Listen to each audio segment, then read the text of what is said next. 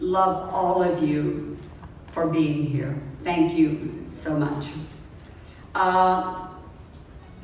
It's such a thrill for me to get this honor.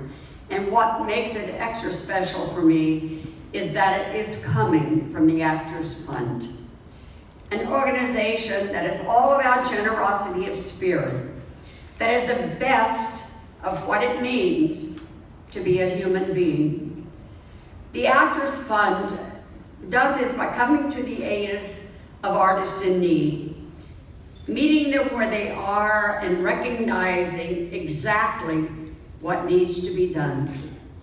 I think Muhammad Ali, there's another great loss, I loved him, explained this spirit in such a powerful way when he said, "I've made my share of mistakes along the way, but if I have changed even one life for the better, I have not lived in vain." Why I'm here today is all about the love affair I've had with being an entertainer from the time as a small child when I literally sang for my supper in Rockport, Indiana. Ever since that time, I have been the beneficiary of people who recognized something, a spark in me, who went out of their way to give me a helping hand when I so desperately needed it. My father, I'm the youngest of 10 children. Yeah, that's what I said. Wait till you hear this. My father did not marry until he was almost 50 years old.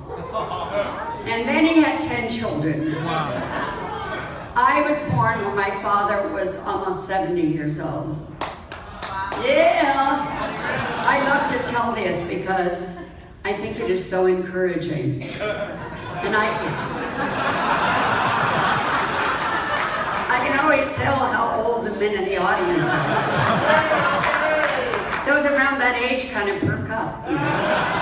Tonight could be the night, Elaine.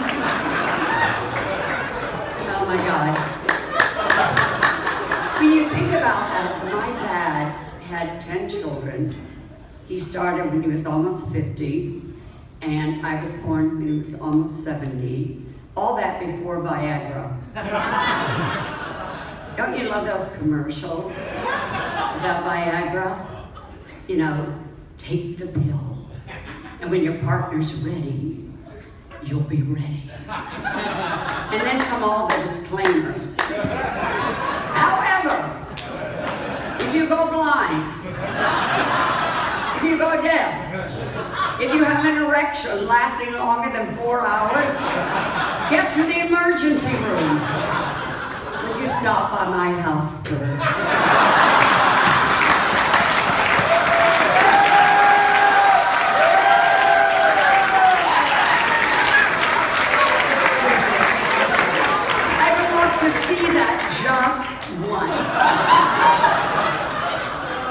Anyway, from the time I was a little kid, I came out singing, and people always gave me a helping hand when I desperately needed it.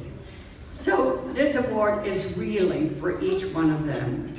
Acts of generosity, both big and small, gifts, sometimes financial, or of love, or precious wisdom, and all of the above. They range from my teachers, the nuns and priests at St. Francis Academy in Owensboro, Kentucky, which is just across the Ohio River from Rockport, Indiana, where I grew up, who saw beyond my poverty, my one soiled uniform, with love and compassion. They encouraged me to keep singing, and every time we'd have an assembly, I was always asked to sing. And then I had this talent for mimicking my teachers. I would make fun of them. They clapped and laughed the loudest. They were a rich source for me of improvisational characters.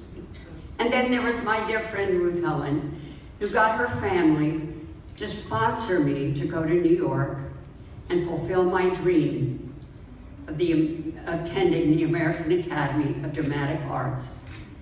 I was 17 years old. I had never seen a building over 2 stories high. Scary, really. There was Rogers and Hammerstein, who took me under their wings and gave me opportunities of a lifetime. There was also Carol Brady, a lovely lady, who brought me into everyone's living room and made me a welcome part of their lives. The list goes on, and many of these gifts of generosity in this business we call show business were the small things that could have easily escaped notice. I think back about going to Australia to be a part of a Bob Hope TV special. We were to do a sketch together, and there wasn't much time for us to rehearse before going live in front of a huge audience. So we decided to do it in the car. Rehearse. On the way to the venue. I learned from him, well, he did have a reputation. I learned from him how comedy was such a precise art. If I added an extra word like the, he'd stop me. He said, "You can't do that. It has to be this, or we won't get a laugh. It's the rhythm of what you're saying, not what you're saying." But the biggest insight he gave me was from literally watching him do nothing. It was summer in Perth, Australia, and it was so hot. And I noticed in the backstage area that he was sitting alone in a corridor, very quietly, all by himself. And I went over to him and I said, "Bob, are you okay?" And he nodded and said, "I just rest between rehearsals. It takes a lot of energy to do what we do." When I was in vaudeville, we do 14 shows a day. And the only way we had the energy to do it well was by making sure we had a few moments of rest. So Florence, don't be burning and wasting energy.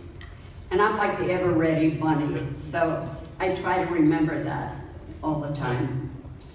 I tried to remember a lot of lessons that Bob taught me and all the incredible people I've been blessed to work with.